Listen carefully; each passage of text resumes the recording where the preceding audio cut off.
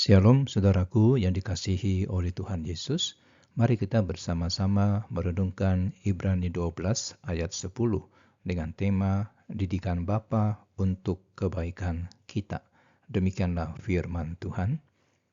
Sebab mereka mendidik kita dalam waktu yang pendek, sesuai dengan apa yang mereka anggap baik. Tetapi Dia menghajar kita untuk kebaikan kita, supaya kita beroleh bagian di dalam kekudusannya. Pernahkah saudara mengingat kembali masa kecil saat orang tua mendisiplin saudara? Mungkin saat itu saudara merasa kesal atau tidak mengerti mengapa mereka begitu keras. Tapi sekarang setelah kita dewasa, saudara mungkin menyadari bahwa mereka melakukannya karena mereka peduli. Meskipun demikian, penulis Ibrani mengajak kita melihat perbedaan besar antara didikan orang tua di dunia ini dengan didikan Bapa di sorga.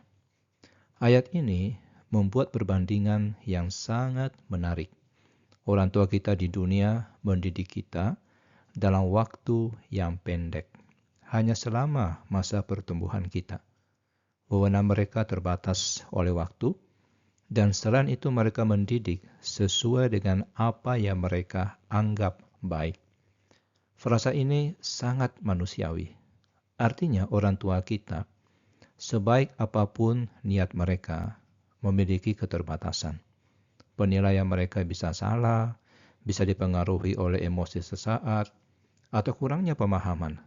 Kadang mereka mendidik bukan karena prinsip kebenaran, tetapi karena suasana hati mereka sedang buruk. Namun saudara, lihatlah, perbedaannya dengan Allah. Dikatakan bahwa Dia menghajar kita untuk kebaikan kita. Dalam bahasa aslinya, kata ini menyeratkan sebuah keuntungan yang pasti dan sejati. Allah tidak pernah mendidik karena iseng, karena emosi yang tidak stabil, atau karena Ia sedang marah tanpa alasan. Setiap proses yang Allah izinkan yang terjadi dalam hidup saudara telah diperhitungkan dengan hikmat yang sempurna untuk mendatangkan kebaikan rohani bagi saudara. Allah tidak pernah mengira-ngira apa yang baik. Dia tahu dan selalu tahu apa yang terbaik bagi anak-anaknya. Apakah tujuan akhir dari didikan Tuhan ini? Yaitu supaya kita beroleh bagian di dalam kekudusannya. Ini adalah tujuan yang luar biasa tinggi. Jika orang tua dunia mendidik supaya kita sukses atau berperilaku sopan di masyarakat, Allah mendidik supaya kita memiliki karakter seperti Dia. Kekudusan adalah sifat dasar Allah, dan Ia ingin membagikan itu kepada saudara. Proses ini mungkin terasa seperti pemurnian emas dalam api, panas dan tidak nyaman.